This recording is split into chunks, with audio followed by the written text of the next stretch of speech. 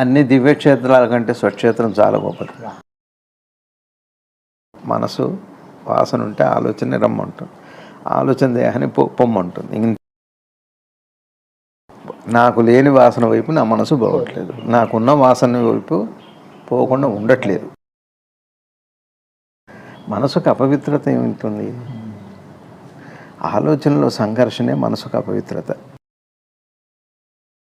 ఒక ఆలోచన మీ మనసులోకి వచ్చింది అంటే ఆలోచనలు ఏవైతే ఉన్నాయో ఆ మూడు తప్పనిసరిగా మనసును ఆక్రమిస్తాయి. వెళ్ళకపోతే మనసు పవిత్రం అయితే, ఒకవేళ మనసు పవిత్రం అయితే అటు వెళ్ళదు కదా. ఇగో ఇది విచారణ మార్గం.